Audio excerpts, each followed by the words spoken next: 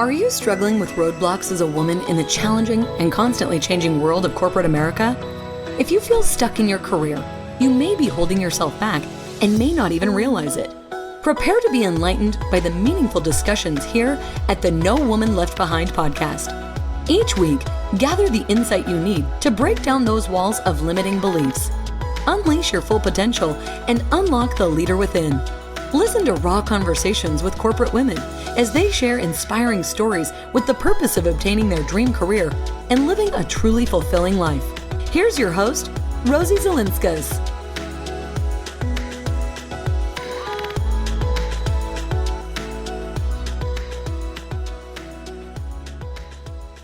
Hey everyone, welcome back to the No Woman Left Behind podcast show. I'm Rosie Zilinskas, your podcast host. Today we're going to be talking about psychological safety in the workplace and why it's important to have psychological safety. Stephanie Fleming is a psychological safety certified practitioner, and her passion is guiding organizations and teams through challenging situations and change. She brings a combination of marketing, change management, and human-centered design to her approach, leveraging group behavior and dynamics to create the most impactful and sustainable results. Her quest is to unearth barriers to successful strategy execution, led her to team psychological safety, which is the biggest predictor of team effectiveness. Her engagements integrate a team health approach to strategy development and execution, resulting in successful initiatives while building essential 21st century leadership skills. So with that, stay tuned for my conversation with Stephanie. Hey everyone, before we go into today's episode, I want to remind you that if you go on the nowomanleftbehind.com website, you can take a quiz. If you go midway through the first page, you can see a section that says, let's find out where you are in your career. And this is where you click on the radio button to take the quiz. Our quiz is going to be there to help you identify how you may be holding yourself back in your career, and you may not even know it. It's going to give you one of three blockers, and it will help you identify what you need to focus on so that you can advance in your career. So again, go to nowomanleftbehind.com to take the free quiz. Hey, Stephanie, thank you for being on the No Woman Left Behind podcast show. So Stephanie, I was reading through your LinkedIn, and there's a statement that your LinkedIn says, and it says, you mentioned that psychological safety is the biggest predictor of team effectiveness. Can you start us off with what do you mean by that? Sure. Thanks, Rosie. Thank you for having me here. Let's start with psychological safety, what it is, and kind of where, like a little bit of the origin story, because it's pretty interesting how it's come about. So first of all, when you think of psychological safety, that is the belief that your environment is safe for interpersonal risk taking. You have this sense that confidence that someone's not going to embarrass you, they're not going to reject you, they're not going to punish you for speaking up. So there's trust, there's respect. People are comfortable being themselves, they feel like they belong, and they're treated with dignity. So when I first heard about this, I was thinking, okay, well, yeah, that's common sense, right? Yes, you would think. But, there's so I want to go back to 2016. I was sitting on my couch and I was picked up the magazine from the New York Times, Sunday New York Times, and there's this article about high-performing teams and this big study that Google had just done. And I am a student of high-performing teams, so I was intrigued by this. And I started reading this, and it just rocked my world. What they did, so Google, you can imagine how much data they have on everybody, much less their employees. What they had been doing is that they had been trying to figure out, how do we replicate these high-performing teams we have in our company? Teams are how things get done, and these high-performing ones are it's like magic. But we need to be able to replicate them. So they literally tried for over a decade to replicate them, and they just kept failing. They would try things like, okay, here's all these high-performing people and all these different teams, let's put them together and see what happens. or here's people who socialize together or had the same educational background. They just couldn't replicate what was happening in some of their high-performing teams. And there's this woman that was in charge of this research project, and she came across some work by Dr. Amy Edmondson on psychological safety, which I'll go into in more detail in a second. But she thought, okay, there's some things here that she's doing. What if we put that into the equation? So they started a new team study called Project Aristotle. They studied almost 200 teams over 3 years. And there's almost like 18,000 data points. It's just an incredible study. And what they found was that there are 5 factors to making a high-performing team. 4 of these are things we as leaders know about and are generally trained in. So there's, first you must have clarity. So and structure and clarity. So what your roles are, what the vision is, what the goals are, what you're supposed to be working on. There's a structure to the team. There's dependability. You can depend on your teammates to deliver what they say they're going to deliver and to deliver to high standards. There's meaning. The work needs to have some kind of personal meaning to a team member. There's impact. The work you need to feel like you're making an impact in whatever you're working on in the organization, like that change is happening. And then the last one is psychological safety, which is this belief that your environment is safe for this interpersonal risk taking. And what is interesting is that they found that all those other factors, they are not as effective without psychological safety. And they were able to quantify this impact of 43%. So having psychological safety on a team adds 43% more to the effectiveness of the team and the strategy. So that's like the first time, like this work that in psychological safety that's been going on for over 30 years was brought to the business world and it was quantified. So what does that mean? It's like, okay, so psychological safety, people just feel safe to speak up. Psychological safety actually has 4 parts. So first, and you need to feel and have high measures in all 4 of these areas. One is inclusion and diversity. So it's one thing to have diversity, but if you don't have inclusion, it can actually harm performance. So, and then if you have inclusion, it increases performance. But you need to have that sense of belonging. It is a major human need. And this is where like belonging, connection, that relationship that's so important to a team comes into play.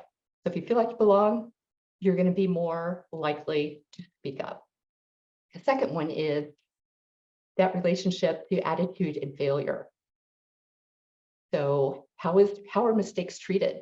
If you're holding mistakes against each other in a team, you're not going to work that well together. If you're able to frame a mistake or a failure as a learning experience, or experiment, instead of how in the world did this happen, putting everybody on the defensive, is what have we learned from this? Right. It changes that dynamic. A third one is the willingness to help each other. That's an interesting one. Willingness to help each other and to ask for help.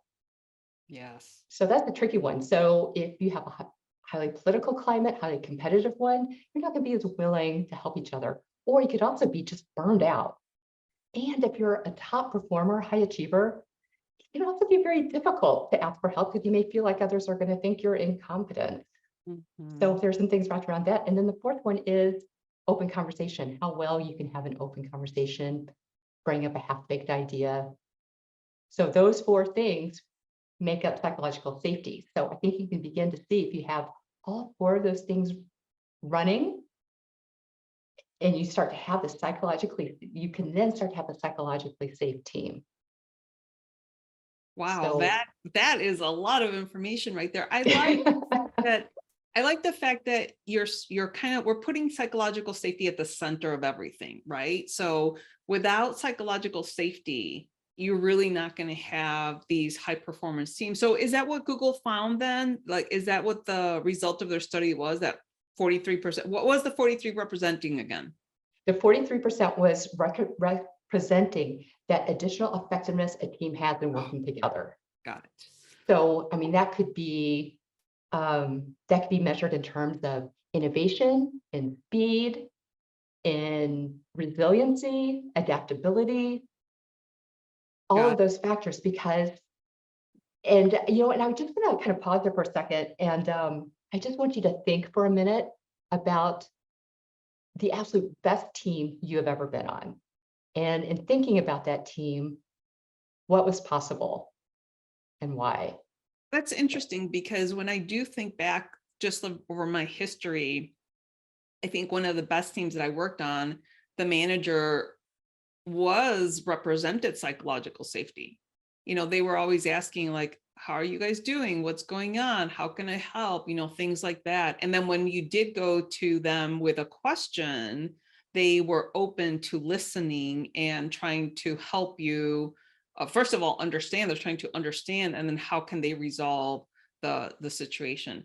And that was, thinking, and this is when I was an individual contributor. That was great, because we all felt heard, and we all felt that you could go talk to the individual, to the manager, and they would do something about, obviously if it was within their power and whatnot. But I think that's like a good example of, we felt safe to talk to the manager and felt heard, and we belonged. So yeah, those are all. Yeah. Well, and I always, like, when I was running teams, like, we did these things, but then there was this extra element called magic, and I just didn't know how to articulate it until the study came along. So now think about the absolute worst team you've been on. The Yeah, absolute worst team. totally And opposite. and what happened, and what wasn't possible. Yeah, that is so interesting, because I can think of, I've never been in a situation where any one of my teams was like horrendous, but I do, like, early on in my career, I do remember being part of a team where the manager didn't really manage well. And so you were kind of like left out in left field, or if you brought something to them, they're like, it's no big deal, or they wouldn't do anything about it, or stuff like that. So at that point, that's totally the different, effect. It's like, oh, you're not heard. It doesn't really matter. I don't matter here, that kind of thing. So yeah. You just kind of shut down. There was this, so the study that Dr. Amy Evanson was working on over 30 years ago that kind of kickstarted this stuff. And I just want to say and give credit to, there's other researchers before her that were talking about psychological safety in an organizational sense. But this is how it started to become a little bit more tangible, I think, is the way to put it. So this is when she was working on her PhD, and she was working in a hospital setting. And what she was looking at she was looking at teams, and some of them were low performing and some of them were high performing. And there were all of these, and she's looking at mistakes and failures within the hospital system, within these teams, and trying to just figure out some things. And her data that was coming back was showing that the lowest performing teams were making the least mistakes. And she's like, that doesn't make sense. Is this data right? And so she had other people looking at it and kept coming back the same way. She started embedding people in some of these meetings, the team meetings that they were having. And what she learned was that the lowest performing teams weren't actually making fewer mistakes than the higher performing ones. They just weren't reporting them. Whereas the higher performing teams, they reported all of their mistakes because they wanted to learn from them so they wouldn't happen again.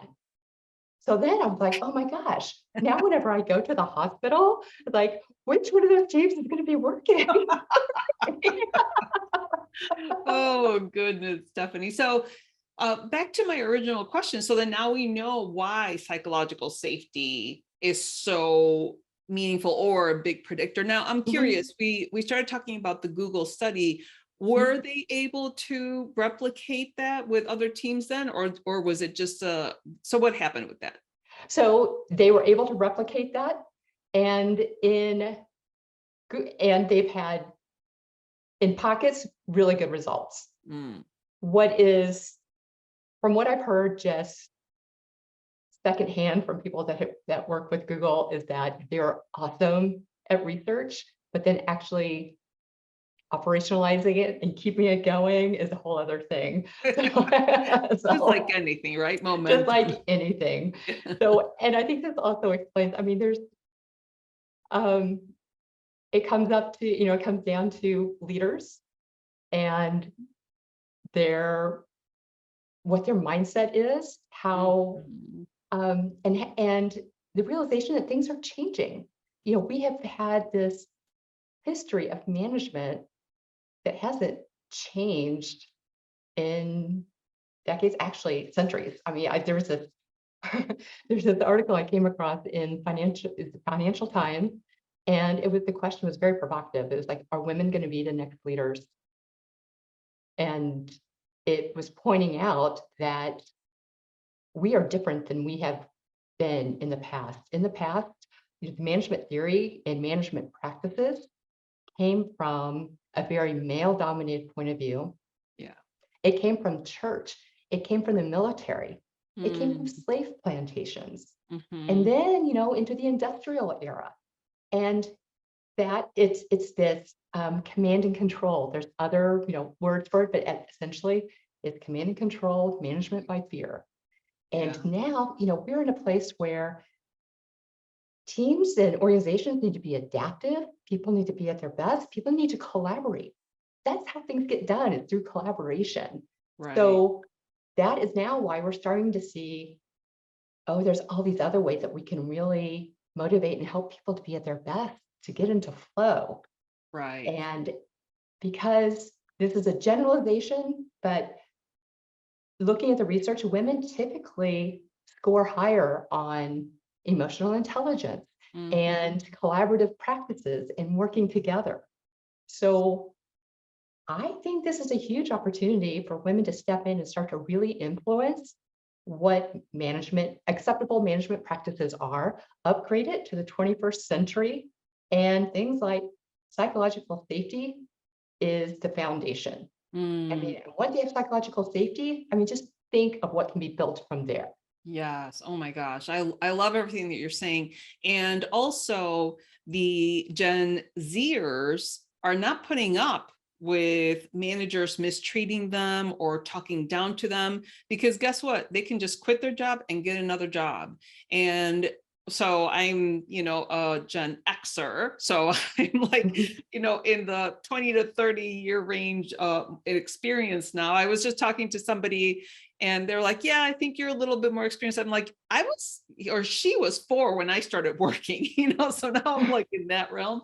But they just don't put up with being mistreated, where, for our generation, it was like, you have to suck it up and you have to deal with it. And, there's nothing you can do about it. And, you move forward.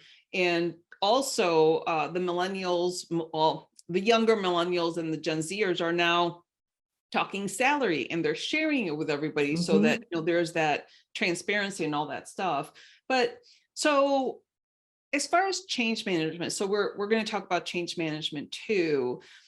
When you have that psychological safety, you can be a change management agent.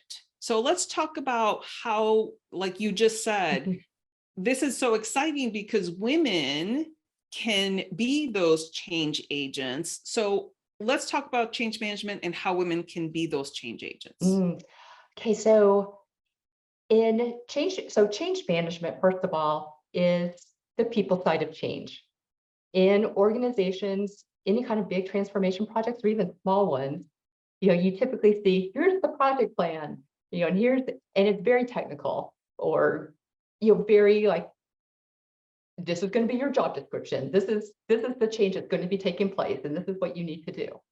what change management says. It's like, wait a minute, how much of this change is dependent on people? Mm-hmm. Like, is it 0%? If it's 0%, sure, let's follow these orders. But if you're dependent on people, you need to have a people change strategy. You need to bring people along. So that's where the discipline has gotten started. And so you can start to see how you can start to connect the dots with people. And when you start to think about what's in it for them for a change, what do you need to do to get them on board, to bring them along? It starts to get a little messy. And I think that's why people don't like to really go there too much. It's so much more comfortable to just say, this is the way you do it. So this is, we were talking a little bit about these mindsets that that very top CEOs have. And these top CEOs, they rank in the top 20% of their industries. They have almost 3 times more in return to their shareholders and their peers. And when I was looking over this study, it's in this book, CEO Excellence, by these 3 McKinsey consultants. They said, out of these 6, there's these 6, but there's 2 of them that really got my attention because it's about the people side of change. One is that the top CEOs treat the soft stuff as the hard stuff, which means they treat people and culture as a priority. It's just as important as the financial stuff. And they found that these soft stuff issues account for 72% of the barriers success for a strategy. But if they're addressed, the odds of a strategy being successfully executed more than double, from 30 to 79%. So think about that for a minute. So that's one thing. The second thing is top CEOs, they mobilize their strategy through their leaders. And the first thing they think about is the psychology of the team. So the first thing they do is they form an effective management team, and they focus less on what the team does together and more on how the team works together. So you start to see how team dynamics really have a strong influence on how successful a strategy or how successful a change happens. And so when I was thinking about this, I started doing also a little bit of research in, okay, so soft stuff, what does that look like right now? Yes. Exactly. Yes. And so I came across this chart again, McKinsey. They've been coming out with really great research during the pandemic. Absolutely. And they did this study on what are the top reasons for quitting previous jobs from April 21st to April 22nd. And I was looking at this chart, and there's 10 reasons that account for a huge chunk of them, but so many of these reasons can be helped with a focus on the people side of change and psychological safety. So one of them is, the biggest one is lack of career development and advancement. Yes. I'll come back to that one in a second, but there's uncaring and uninspiring leaders. There's lack of meaningful work, unreliable and unsupportive people at work, non-inclusive and unwelcoming community, lack of support for health and well-being, unsafe work environment. I mean, these are all reasons that are absolutely preventable. Yes. If you cared about your culture. Exactly. And with all of these things, with psychological safety and build, like we talked about those different components, why not build professional development and team development and leadership development by using and practicing psychological safety interventions every day in your normal work? Gosh, I can tell you that sounds fantastic. And I think just, being in the corporate world, one of the challenges that I think is people are so busy with their day-to-day. Right.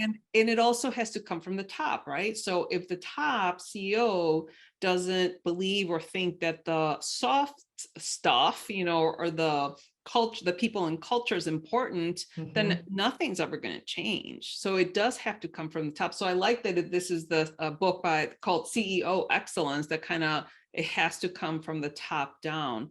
And I do agree that the career development, and that's another reason why a lot of Gen Zers and millennials are leaving, because they don't see that advancement, that career succession, and it's difficult. It's difficult for the managers to be working on their staff's career development when they're so busy doing the day-to-day. So what kind of recommendations do you have, because you go into a corporation and you work with teams on this stuff? So what would you say to a situation like that then? So first of all, yes, coming from the top is absolutely important, but I'll have a little caveat there. You can find psychologically safe teams within a dysfunctional overall culture, Okay. right? Yes. You know, we've all been on those teams or led those teams that everyone else wanted to be on. Yes. So, so, so I think it's an opportunity for anybody within an organization to step up and take that leadership role. And you don't have to necessarily be the leader of the team, though that is best, because you need that kind of buy-in, you know, overall for your team. So there's like a couple of like, yes, it's everyone is super busy. I totally get that. But how much of that busyness is unproductive? And if you're doing things in an efficient way, in an effective way, you're going to have found time. Mm. So it can be worthwhile to just stop. You can still, well, let me put this another way. I have one manager or mentor along the way that said to me as I was early in my career, it was my first P&L responsibility, saying that you need to think of your business as a balance sheet of here's the stuff that you've got to do right now, the pressures that you have from all of your different stakeholders and deliverables. But then there's the stuff that you have to make sure you're working on for the long term and the strategic direction. If you're only focusing on the today and the now, that's where you're going to stay stuck. If you want to grow, you focus on both and you figure out that right balance. So with psychological safety, I think there's a couple things that someone can do to just get started.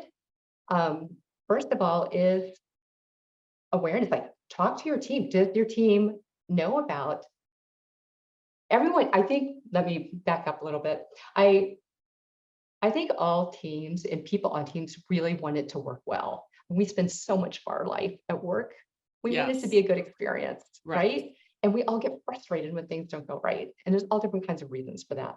So first of all, educate and awareness, you know, of yourself and of your team, of what those 5 factors of a high-performing team are that we talked about, and then talk about psychological safety. Do you check the boxes on those 4 items that we talked about before with, do you have the right structure in place? Do you have the dependabilities? Do people understand their roles? Do you have a vision that's bringing people together? Do they know what they're working on and how their work ties to the overall organizational structure? So those are like kind of some of the bones.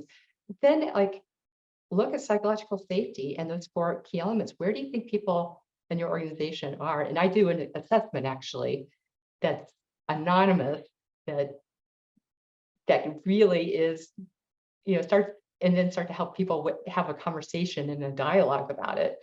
But for someone just wanting to take the first steps, getting that awareness, and then creating with the team agreements. Like this is the way we're going to work together. And this covers expectations. It covers what does everyone need to feel safe, to feel heard, to feel respected. And that's a really good place to start, and anyone can do this. And one more thing with that is if someone violates one of the agreements, how will that be handled? Right. And because if you are,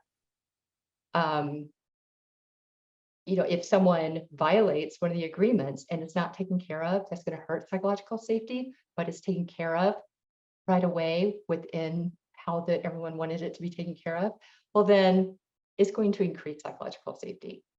Got it. So it's a very good foundation just right there that anyone can do. That's huge. That's huge.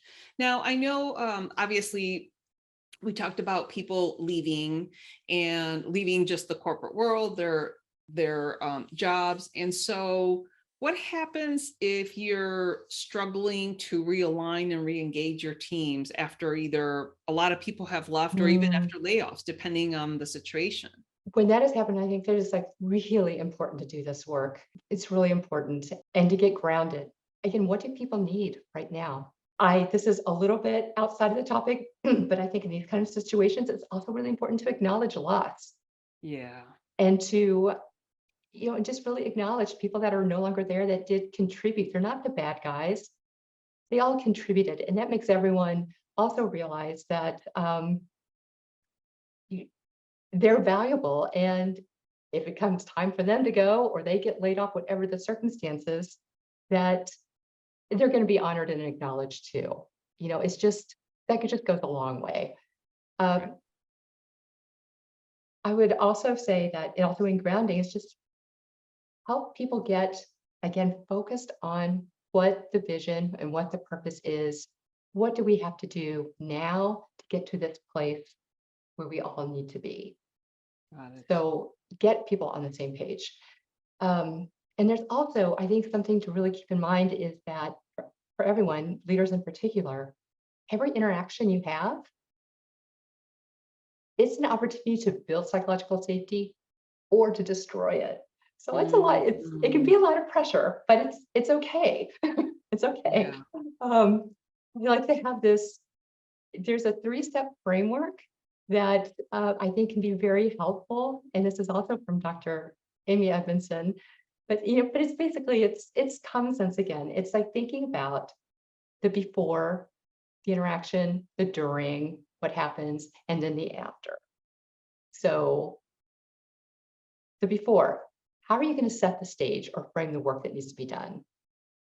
Think about that and give that intention, because this is about providing the context for what you need the team to do, and getting everybody on the same page. So you're stating the purpose, you're identifying what's at stake, and how important it is to hear everyone's thoughts. So that is like a way that's like step one to just set the stage for working with your team and helping to like rebuild. And then the second part is when you're inviting participation, you're inviting people to share their ideas. This is so hard for people to do. There's some people, it's easier for others, but for the most part, this can be really, really hard. And you may even want to like do this in a synchronous mode, get people like questions in advance so they can think about it. But share, you don't know the answer. I don't know. It's okay. You don't know the answer. That's why there's a team. And that's why it's so important to hear from every single person. Every single person has had a different perspective, has had a different lived experience, is going to have a different way of looking at things, and all input is welcome. Even that seed of an idea or half-baked thought where you're not exactly sure how to articulate it, put it out there, because it may help someone else build on it or may spark an idea to someone else.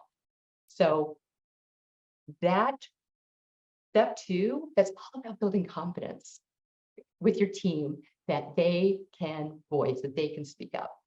And then what happens afterwards is super important. What are you going to do with that? First, you need to respond. Well, the third step is responding productively. So one is watch those facial expressions, nonverbal cues. That's a practice all in itself. You want to acknowledge and be very grateful for all this input that's coming in, and then you want to act on it. Right? There needs to be some kind of action. I will say this, like sometimes it's difficult these days because when the pandemic started, we were all on Zoom, everybody was on camera.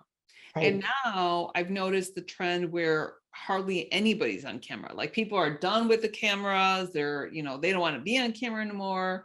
So it's really hard to read those, facial cues and, Yeah. and stuff like that. So that's definitely a challenge. But I do believe that the team agreement is huge, because if everybody knows what to expect and what they can go and talk to their manager about and feel comfortable, I mean, like you said, that's like huge. That's a big win right there. Mhm. And I don't think, I'm glad. I mean, I think the work that you're doing is so critically important, because I don't think that it's common knowledge in the corporate world that you need that psychological safety just to be content and you feel safe. I mean, when you feel safe, it's such a huge difference, So, Well, and I think, well, there's a couple reasons. One is why psychological safety, I think, is it's still new. It's still new to the business world. And I think it's also really become a buzzword too over the Mhm. past year. Um, but here's the thing though, psychological safety does not mean people aren't held accountable. Right. And it's not necessarily a safe place, as in a refuge. Like, this isn't a place to go where everyone's going to be nice to you and it's going to be very comfortable. That's not what we're talking about, because psychological safety, the environment can actually be uncomfortable Mhm. because you're going to get direct feedback. You Yes. may not like what you're hearing, Right. but that's part of the growth. Right. And there's actually this really big relationship with psychological safety and accountability. So if you think of a matrix of psychological safety on the vertical axis, low, high, and accountability on the horizontal axis, um, low accountability, high accountability, and you look at the different quadrants, if you have people in low accountability and low psychological safety, those are people that tend to be more on the more apathetic at this Mhm. point. Maybe they were very passionate at one point, but they were shut down, or they're called troublemakers. This is where the quiet quitters are. Mhm. So if you have um, high accountability and low psychological safety, we call that the anxiety zone.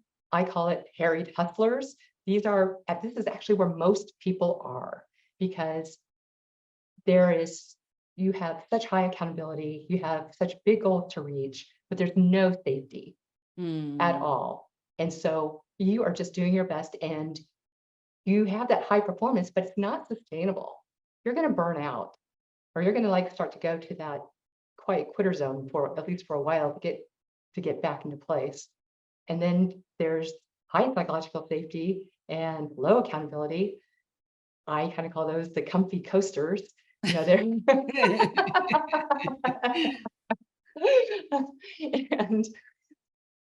this is they're writing their past successes. A process works, so why change it, even if it's outdated? They're comfortable. They're not going anywhere. But interestingly, these guys can show up as high engagement on those employee engagement forms. But then you Mm. have high psychological safety, high accountability, and this is where people are pushed to be their best. This is the growth mindset. This is the learning zone. This is all new research. It's being implemented throughout the world, but it's not commonplace yet. And I think part of it is because people are busy, and I think there's curiosity, but then there's also fear of oh, this isn't one and done. It's going to be a whole other body of work. Right. Um, is this going to be therapy? you know? Yeah. I like that you differentiated being psychological safety at work. It's not a refuge. It's not a come and, have tea parties and, coffee and just chit chat all day. Uh, I also like the quadrants, because that places people pretty clearly as to where they are and where they want to be, right? Because people want to be successful and they want to be fulfilled, and most people want to make a difference in their job, because like you said, we spend a lot of time at work, and I would much rather be busy than bored at work. There's been seasons where, work is low or whatever, and it's just like the days are just so long. So I would rather be busy so that my days go by and I'm engaged, and so it makes a big difference. So I'm glad you clarified that, because if we're challenged, that's how we grow. And the growth mindset is so important, to have that, to be open to, to get that feedback, so that when you receive the feedback, you take it as a learning tool and you don't take it personally. So that's a big difference there. So now I know you have this VIRI. Is it a program, or is it like, what's the VIRI, the strategy? It's a process that I do when I'm coming in to work. Got it. With a client. So it's about assessing, discovering, seeing where people are right now. Got it. And so that's through an assessment tool, and also through interviews, so that I get a good sense of what is really working well and what can be leveraged there, as well as where are people not feeling psychologically safe, or where are they with the other factors that make a high performing team.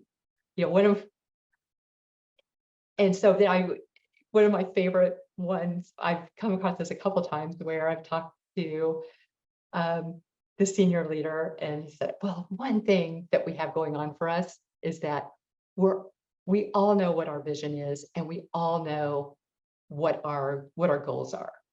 And then I talked to his people, and every single person said, the one thing we really need is a vision, and we really need to know what we're working on and what our roles are.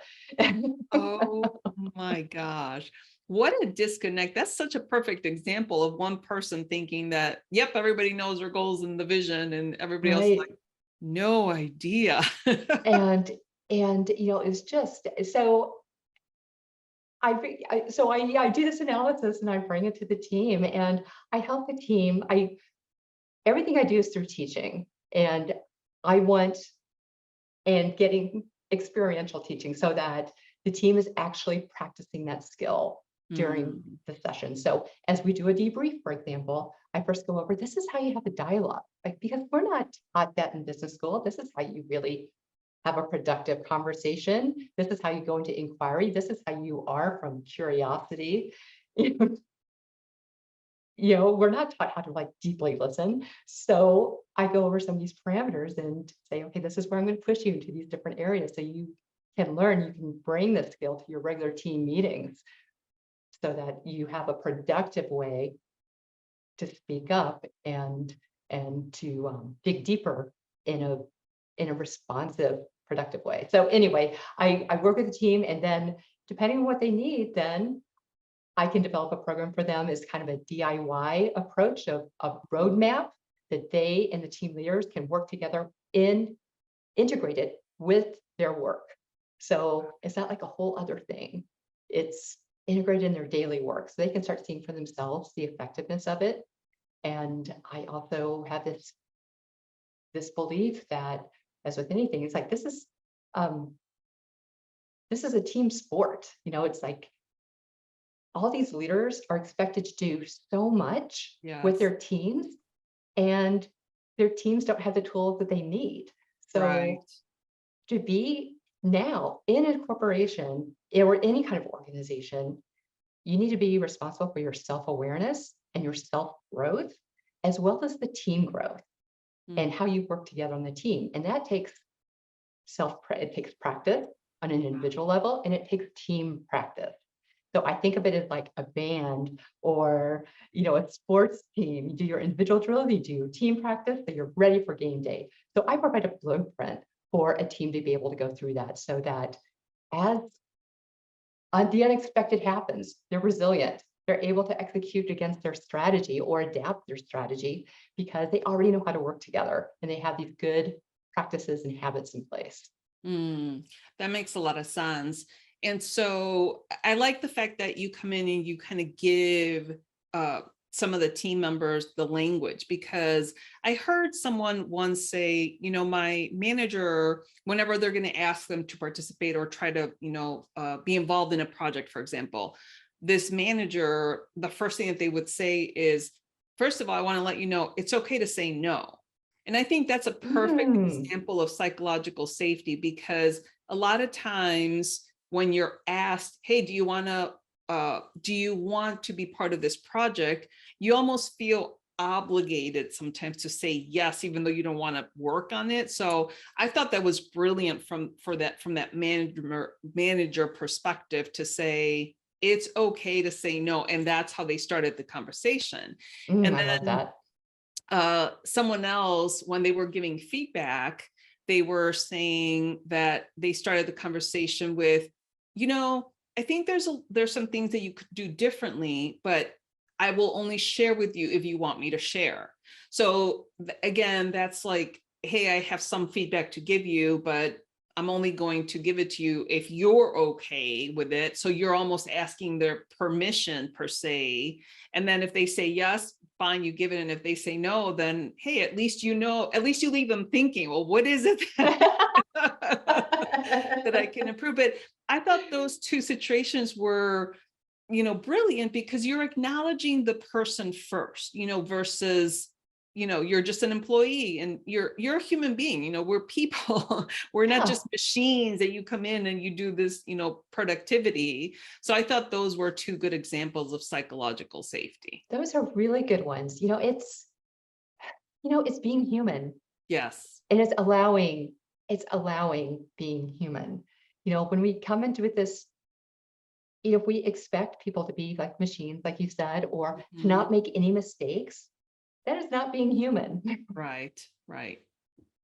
That's awesome. I love that we're having this conversation, because so I just finished a series on negotiating, and then a second one on storytelling, where this podcast primarily is for women in the corporate world that are trying to advance in their career development. And a lot of times we tell women, you have to negotiate, but we don't necessarily give them the words or the phrases. So that's one thing that's a project, the passion project of mine, that's going to come out of these, couple of series that I just did. And it kind of goes along. I wanted to talk about psychological safety because there's, I think, a disconnection for some women that if they do absolutely everything they need to do to advance in their career, they're going to get that promotion, but there's still the component of the company itself. And if they don't practice psychological safety, or if they don't practice like diversity, equity, and inclusion, you could do all the right things, but you're still halted from getting that promotion. You're still halted from getting that salary. So I think that's one of the things that I wanted to bring up, because sometimes you're doing all the right things and you can't get to that next level. So it might not be you specifically. Right. It could be, the corporation or the company or wherever you're working. And then you have to figure out, what your personal goals are in that situation. Right. Oh, there's so much there. Yeah. And I was also thinking about, I referenced that Financial Times article earlier, and there was they were like teasing out it was basically referencing this one research about how did so many incompetent people get into leadership positions. and one of the big reasons is that confidence is sometimes mistook as competence. Yes. And what confidence looks like is very much the male definition of confidence. Yeah. And so it's interesting to see how all these things are starting to come together now and how they will blow up. I have, we now have, like we were talking earlier, there's so many more women in the workplace. You have Gen Z and millennials that are like these that are pushing back. Over 50% now of professionals and managers and people graduating from universities are women. You now have these 50 and 60-year-old women that have worked super hard throughout their life. They're super achievers, and they're in the boardrooms. They're CEOs. So I think things are going to be changing. So it's one of those things that I wish I had known you in my career because I was definitely someone that just worked really, really hard. But I also learned kind of early on too that I could work really hard and do all the right things and still, and actually this happened in one company, be told, I'm sorry, but we just don't have anyone. Well, I was told you're not a culture fit. And then someone else come in and tell me, like I said, what does that even mean? You're female. Look around you. Oh And my I goodness. remember thinking, wow, that's the first time I've ever been told I can't do something because I'm a girl. That is crazy. And I was young in my career, so I was thinking, it's not something I would have like thought about, or like I didn't even know the language for it at that time. Mhm. Sure. But I did know enough of when I went for my next job, I looked at who was where, who was sitting in what chairs. Right. So this is the thing, if companies are not willing to, if women are like in these positions are working so hard and they are really great employees and they are adding so much to the organization, if they don't have that career opportunity to grow within that organization, they're going to go somewhere else and they're going to Yes. shine. And that's going to be the Absolutely. loss of that company. Absolutely. And, I think, again, the younger generations coming up behind us, I'm so proud of them because they really are, much more confident. They're coming in with expectations of being respected, Mhm. expectations of having that work life. I don't want to call it balance because there's never like perfect balance between work and life, but the fact that they put their lives in front or in advance of their jobs, because they don't want to, like, again, 30 years ago when I started, it was like work hard, work, and then work some more. And now employees want to enjoy life. They want to Yeah. work to live, and they want to travel and, just enjoy time with loved ones and not be stuck in the office, till all hours of the night. So there's a big shift of, why am I working so hard? And to the detriment of the companies, if they don't take that psychological safety so that people are, that 43% more productive, then it's their loss. So Yep. I think I do believe that you're in the right mindset as far as this is the wave of the future, as far as corporations need to start incorporating the psychological safety, because otherwise they're going to lose more good employees that go to other Mhm. companies that have that that culture, that mindset. Yeah. And I am also so inspired by, the Gen Z and the millennials as well. I mean, they are Mhm. um, just out the gate, just that value for leisure time, value for life outside of their career, Yes. that it took me a long time to figure that out Yes. and to value my time. So do you have an example of maybe one of your uh, clients that is now doing psychological safety and how things have changed for them? Do you have an example like that? Well, one example is I'm actually going to give you an interesting example with a high performing team, like someone who is like a uh, high psychologically safety, like they measured high on almost all the counts. And I went in to do their debrief and to talk to them. And of course, they were being like high whenever they saw something that was like lower, even though it was still high, they're like, why is that? We need to talk about that. And in the course of this conversation, what they learned was that it was only the most tenured people and that felt really comfortable being open with conversation and saying what they thought and giving unfiltered feedback, respectful but unfiltered feedback. Mm-hmm.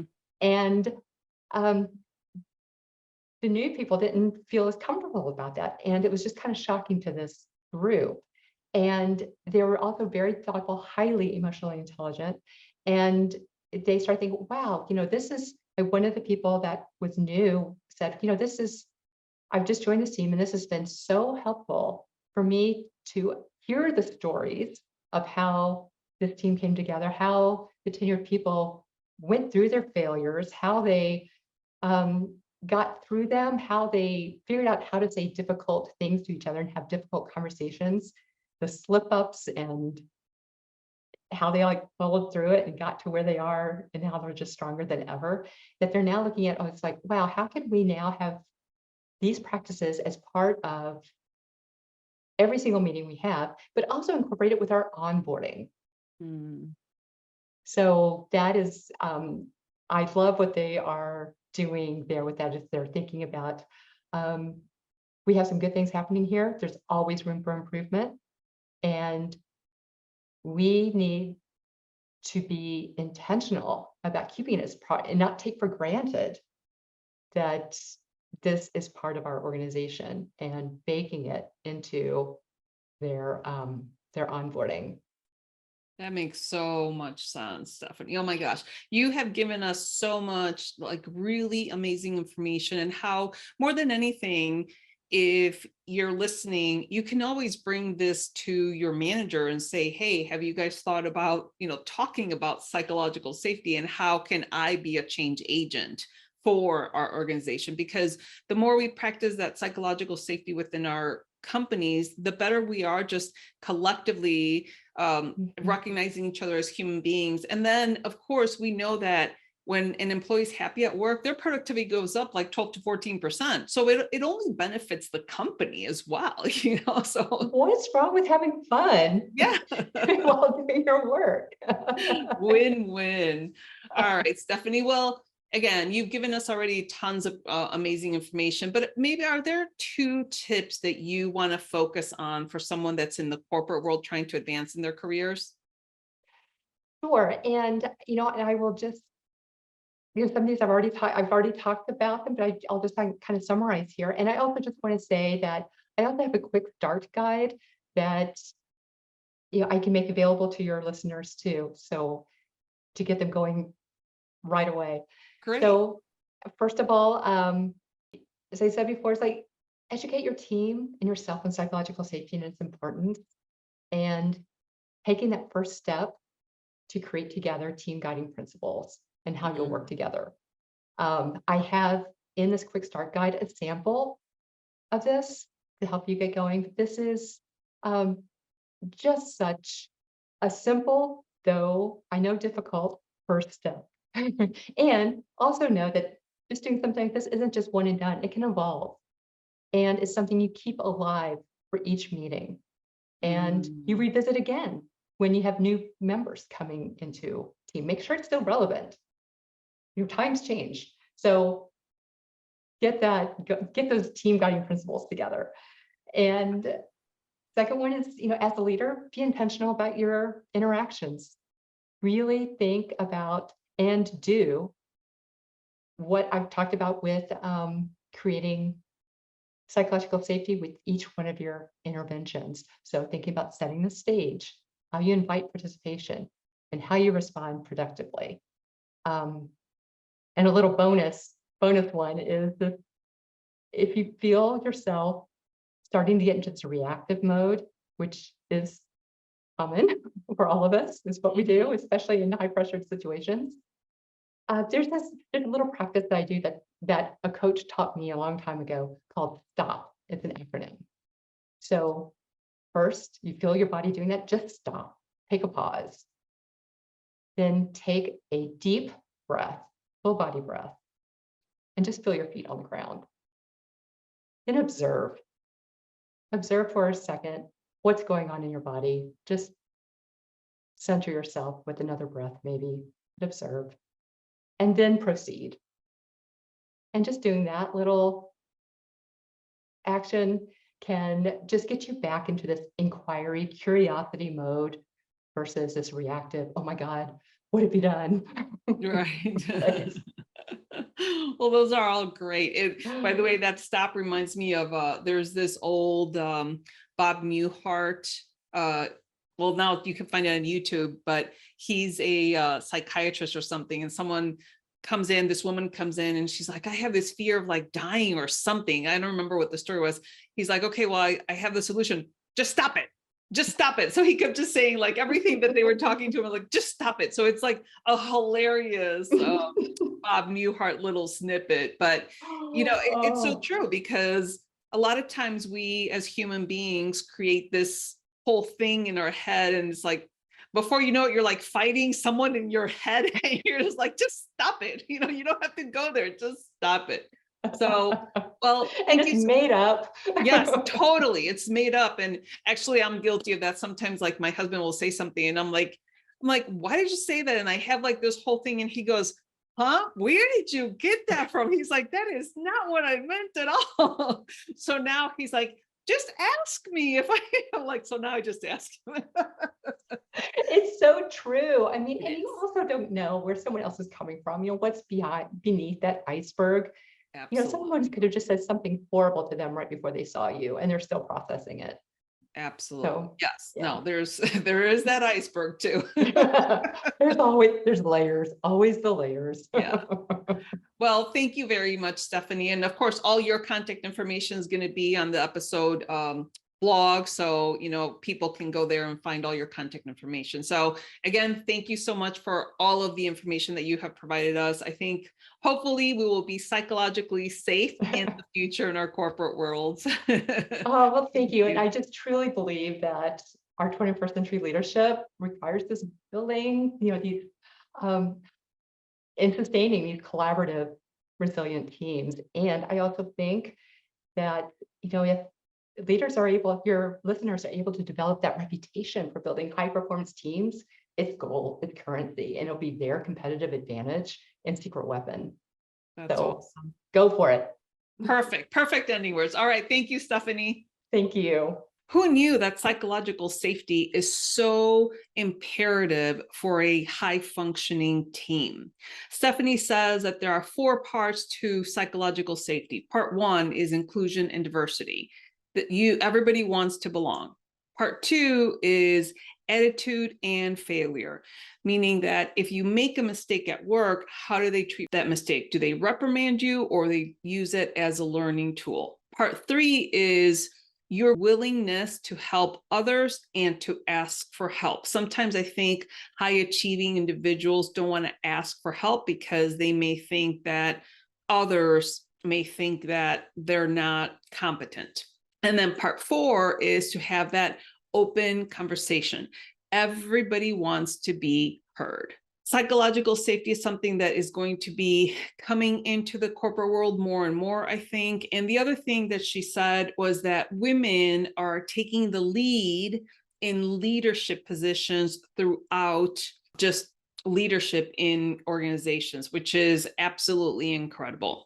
Stephanie provides us with 2 tips. Tip number 1, she says, educate yourself and your team in psychological safety. And taking that first step to create team guiding principles is key. Tip number 2, she says, as a leader, be intentional about every interaction that you have with your team. And as a bonus tip, she says, if you feel yourself getting in a reactive mode, use the stop process that she describes, which is basically stop, take a breath, observe, pause. So just take a breath.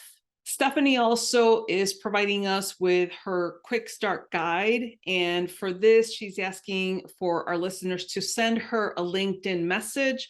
All of Stephanie's information, including her LinkedIn link, is going to be in the episode website. So if you go on Apple and click on the episode website, you will be able to get Stephanie's LinkedIn information on there. So her Quickstart guide is going to give you some tips to start this process. Stephanie is going to be a huge change agent by bringing psychological safety to so many corporations that she's working with already. So with that, remember to be brave, be bold, and take action. Thank you for listening to this episode. Let these stories of self-encouragement and professional development serve as a guide in navigating through corporate America in the most practical and fulfilling way possible. Do not forget to subscribe to the show at nowomanleftbehind.com for more content like this. Leave a rating and share it with your friends because we want to make sure that no woman is left behind. Until I see you next time, remember to be brave, be bold, and take action.